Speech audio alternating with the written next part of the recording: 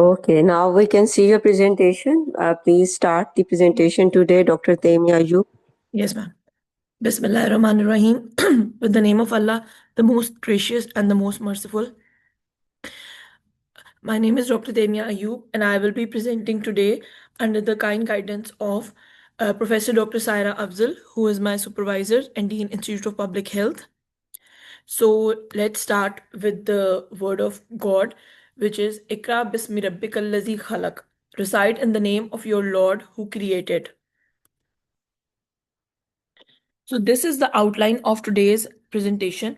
My topic today is hypertension, and we will be dealing with types of hypertension, different risk factor, signs and symptoms, complications, management of hypertension, global and national burden of hypertension, and followed by latest development. And at the end, we will be doing multiple choice questions. These are the learning objectives of today's lecture. So now we start with what is hypertension. Hypertension or high blood pressure is when the pressure in your blood vessels is too high, that is 140 by 90 millimeter of mercury or higher. It is common but can be serious if not treated. So these are the blood pressure categories by the American Heart Association. According to these categories, the normal blood pressure of an adult human being is less than 120 millimeter of mercury systolic and less than 80 millimeter of mercury diastolic. Elevated blood pressure is when it is between 120 to 129 and diastolic is still 80 millimeter of mercury. High blood pressure category, stage 1 is between 130 to 139 systolic and 80 to 89 diastolic blood pressure. Followed by stage 2, which is 140 or higher, and similarly for diastolic it is 90 or higher. And it is known as hypertensive crisis if it is higher than 180 millimeter of mercury, or for diastolic it is higher than 120. So now we come to types of hypertension. What is essential hypertension? It is when there is no identifiable cause.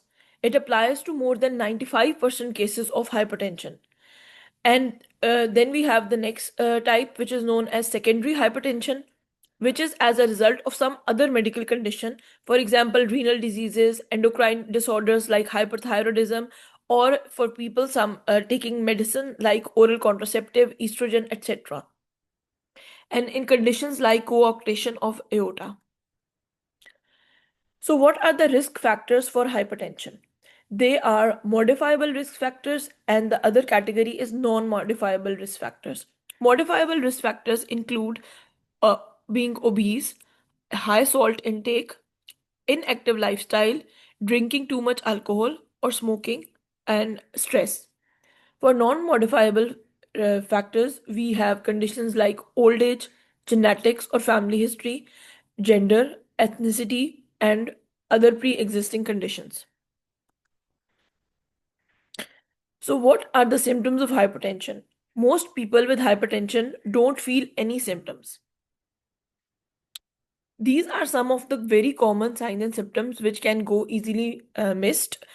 For example, dizziness, irregular heartbeat, nausea, vomiting, fainting, low blood pressure, fatigue, and feeling tired. Complications of hypertension. Complications of hypertension include complications of heart like chest pain, palpitation, hardening and thickening of arteries, risk of heart attack, strokes, heart failure, peripheral vascular diseases like pain, cold sweats, tiredness, atherosclerosis, vision loss, narrowing or torn blood vessels in the eyes, and even other complications like peripheral arterial diseases, sexual dysfunction, kidney disease, or failure. So, how can we manage hypertension? So, we are going to apply again the level of prevention starting from primary prevention, secondary prevention, and tertiary prevention. The most important primary prevention is lifestyle modification. This focuses on reducing the risk of developing hypertension in the first place by promoting healthy lifestyle choices and addressing modifiable risk factors before hypertension occurs. It includes losing weight, being physically active, quitting tobacco, limiting or quitting alcohol intake, eating a healthy, low salt diet, also known as DASH diet, which I will be explaining later, and stress management. So, what exactly is DASH diet? DASH stands for Dietary Approaches to Stop Hypertension. Diet is a healthy eating plan that can help lower blood pressure. It's high in fruits, vegetable, whole grains, and lean protein, and it is low in saturated fat and sodium. So this is an explanation of DASH diet on the right side. It is we will start from the top. It includes 4 to 5 servings per week of healthy fats like nuts, seeds, and legumes. Less than 6 servings per day of lean meats, poultry, eggs, and fish. Less than 5 servings per week of sweets. 2 to 3 servings per day of fats and oil, and it continues like that. We are going to particularly focus on vegetables and fruit. So 4 to 5 servings per day of vegetables and fruit. So these are filling, low calorie vegetables, fruits, and lean protein will be concentrated on. Then we come to the secondary prevention, which focuses on early detection and intervention. This focuses on early detection, identification, and intervention for people at risk of hypertension or those in the early stage of the disease to prevent further progression. Then we come to early detection and intervention. It involves routine screening, regular blood pressure checks for adults, especially for those above 40 or with risk factors. Education on these risk factors raise awareness about factors such as family history, diet, and lifestyle choices. Then lifestyle changes, which include interventions like diet modification, DASH diet, exercise, and weight loss. And in the end, medication. For those diagnosed with early stage hypertension, medication may be prescribed along with lifestyle changes. Now, treatment of hypertension. There are several common blood pressure medicines that we know of, like ACE inhibitor, including enalapril, captopril, angiotensin 2 receptor blocker, ARBs, including losartan, calcium channel blocker, including amlodipine, diuretics, including hydrochlorothiazide and chlorthalidone, which eliminate extra water from the body and help in reducing the blood pressure in the body. So now we come to the tertiary prevention, which is managing complication and preventing further damage. This approach focuses on managing hypertension once it has been diagnosed and treating complication to minimize the impact on health and quality of life. It includes all kind of rehabilitation programs like physical rehabilitation, medical rehabilitation, etc. Ongoing treatment and monitoring of people already diagnosed with hypertension, managing all the comorbidities like diabetes along with hypertension. Again, lifestyle modification is present at every level because it is very important whether to prevent from developing hypertension or to help once the hypertension has been developed. Regular follow ups and preventing complications like cardiac complication, complication related to eye, as we discussed previously. So now we come to the recent advances and what are the recent updates according to in the world and in um, so for the most important first is SDG and hypertension. So sustainable developmental goals have a very important role in reducing the epidemic of hypertension and other non-communicable diseases.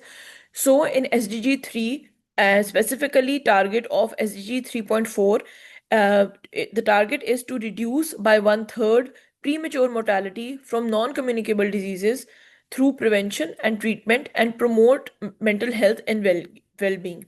So this hypertension control all over the world is included in Sustainable Developmental Goal.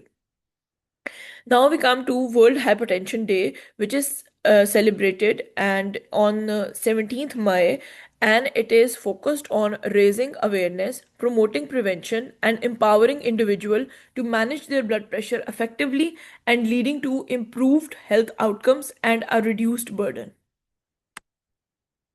So this is the global burden of hypertension. It includes In 2019, these are the latest statistics which were available on the website. 4.06 billion adults were affected by high systolic blood pressure.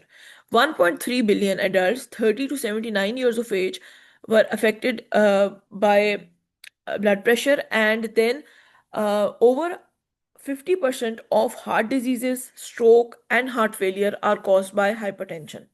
So there are very serious consequences of hypertension in the world and in the global whole population. So an estimated 1.28 billion adults aged 30 to 79 years worldwide have hypertension, most two-thirds living in low and middle income countries. An estimated 46% of adults with hypertension are unaware that they have the condition. Less than half of the adult, 42% with hypertension, are diagnosed and treated, and approximately 1 in 5 adults, 21% with hypertension, have it under control. So it is a very small proportion. Out of 100%, we have only 21% who have it under control. This is the treatment cascade for patients with hypertension, starting with patients with high blood pressure, patients who know their blood pressure, patients with hypertension being treated, patients with blood pressure under control, and finally we have patient adherence. So as you can see, it is an inverted triangle, and while we are going down, the number of the patients in each category are decreasing. This is the prevalence of hypertension in adults aged 30 to 79 years of age. And as you can see, Pakistan is quite in the dark zone. It means that in Pakistan, 40 to 45% of the adult population is suffering from hypertension or at the risk of developing hypertension. And we have several other countries in South America and in Central Asia, along with African countries, who have very high prevalence of hypertension. So now we come to the hypertension profile of Pakistan as a country. As you can see in this diagram, this is the global population aged 30 to 79 years of age, and their average percentage is around 35 years of age who are affected by hypertension. Whereas in Pakistan, it is approximately 45% of the whole adult population who are affected by hypertension. So according to this is the latest statistics which were available, and Pakistan has 223 million population, and among them affected by hypertension are 43% are male population, sorry, female population, and 42% are male population. And this is the same cascade for the diagnosis of hypertension, followed by treatment of hypertension, and those who have it under control. So in Pakistan, only 11% of the population who have hypertension have it under control. So the statistics are not looking good for Pakistan.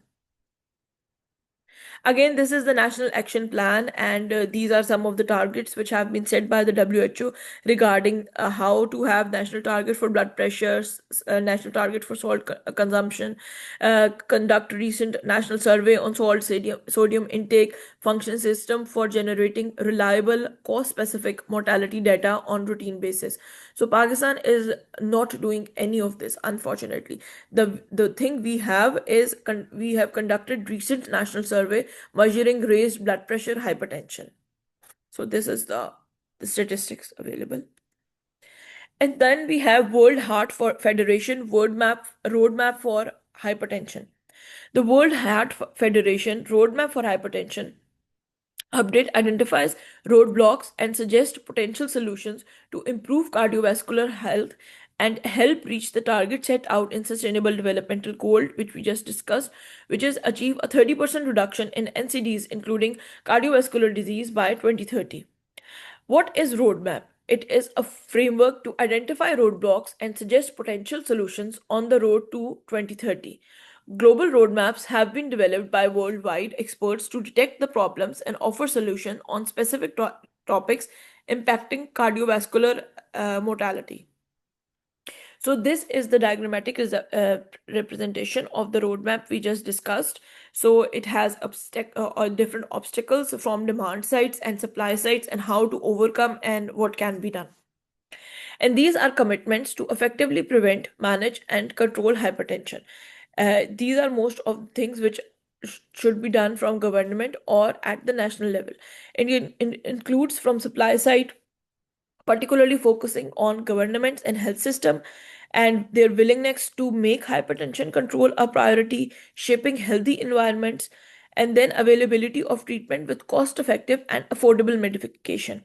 And then at the demand side, we have individuals and patients, their awareness of their own blood pressure, individual lifestyle modification, adherence to treatment, and finally, education of both healthcare professionals and patients to address awareness, facilitate and encourage adherence to treatment, and understanding that blood pressure control is a lifelong commitment. These are some of the potential solutions which have been described. They include develop population-wide prevention and control program, including availability and distribution of essential antihypertensive drugs, roll out opportunistic screening, encourage out-of-office blood pressure measurements, especially home blood pressure monitoring, strengthen primary care, promote and implement task sharing and team based care, deliver people centered care, strengthen patient and carer education, facilitate adherence to pharmacological therapy, and foster the use of novel technologies like mHealth, eHealth apps, etc., to control the blood pressure. So now we come to the multiple choice question portion of my presentation. So first we have the MCQ number 1. A man presented in outpatient setting with blood pressure at 135 by 85 millimeter of mercury. What category of hypertension he will be labeled as? A. Normal. E. Elevated. C. Hypertension stage 1. D. Hypertension stage 2. E. Hypertensive crisis. C. Yes. So basically, he will be labeled as hypertension stage 1 based on the systolic and diastolic blood pressure. Now we have MCQ number 2. A 60-year-old man visits his doctor for a routine checkup. His blood pressure is measured at 145 by 92 millimeter of mercury. He has a family history of hypertension and he is concerned about his risk of developing high blood pressure. He does not smoke, eats a balanced diet, and exercises regularly. Which one is a non modifiable risk factor? A. Smoking. B. Age. C. Physical inactivity. D. High sodium diet. E. Excessive alcohol consumption. B. B. Yes, it's B. Age. Age is the not modifiable factor. So now we come to MCQ 3. Which of the following is a modifiable risk factor for hypertension? A. Family history of hypertension. B. Age. C. Sedentary lifestyle. D. Gender. E. Ethnicity. C. C. It's modifiable risk factor. So yes, it is going to be C, which is sedentary lifestyle. So which of the following is not a common symptom as a direct result of hypertension in patients? It is coming from the MCQs, which the slide which I showed, slide number 11 previously. So option A is dizziness, option B is blurred vision, option C is vomiting, option D is GERD, or option E anxiety. D. D. Yes. Yes, GERD it can be a symptom of hypertension, but it is usually not very common. So yes. So MCQ number 5. How does effective management of hypertension support the achievement of SDG 3.4? Reduce by 1/3 premature mortality from non-communicable diseases by 2030. A. By eliminating all cases of hypertension globally, thus completely removing the risk of heart disease and stroke. B. By improving public awareness campaigns on healthy diets to prevent hypertension and related NCDs. C, by reducing the burden of hypertension related complications such as heart disease, stroke, and kidney failure, thereby lowering premature mortality. Or D, by increasing access to surgical intervention for individuals with severe hypertension, decreasing long term care needed. Or E, by focusing on curative treatments for hypertension rather than prevention to ensure long term survival rates. B. B. Yes, it is by improving public health campaign on healthy diets to prevent hypertension and related NCDs. Yes. World Hypertension Day is celebrated to create awareness about hypertension and to SDG target regarding hypertension and other NCDs. On which day is World Hypertension Day celebrated every year?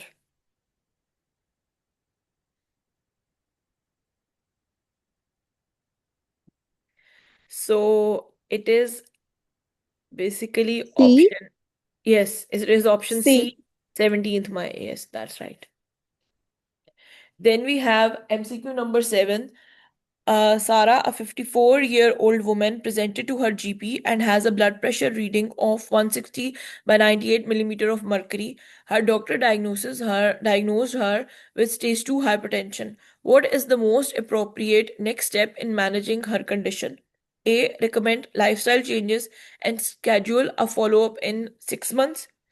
Or B, prescribe antihypertensive medication and schedule a follow up in 1 month. C, advise home blood pressure monitoring and a low fat diet without medication. D, recommend over the counter supplements and schedule a follow up in 3 months. Or start her on low salt diet only. B. B. Yes. So the follow-up should be in the first follow-up should be in a small amount of time. So yes, it is B. And now we have MCQ number 8. How many people were found to be suffering from hypertension in 2019? D. It was 4 billion, I think, in the slide. Yes, I think they were mentioned 2 times. So I think actually they meant was 4 billion were at risk, and actually there were I think the answer is 1 billion. So yes. It's- So now we have how many people with hypertension? Yes, among out of the all the patient we mentioned, how many people with hypertension have it under control? So 1 in 10, or B 1 in 7, or C 1 in 5, D all of them, or E none of them. A. So it is 1 in 5. C 1 in 5 option. Basically, what they said was that 20% of the people 11%. yeah, in Pakistan it is 11%. Yes, it is very the statistics are not good for Pakistan, but globally on average 20% of the people have it under control. So it comes down to 1 in 5 global average. And now we have the last MCQ. What commitment is not needed from an individual perspective to control hypertension according to a World Heart Federation roadmap? Awareness of their own BP, lifestyle modification, adherence to treatment, availability of treatment with cost effectiveness, and education of individual. So we D. discussed. D. Yes, D. yes, exactly. Availability of treatment with cost effectiveness, it is a responsibility of the government and the health system. Rest of the things, it is a responsibility of the patient suffering from hypertension. So you are right. So this is the MCQ key. And this video will be uploaded on Institute of Public Health YouTube channel.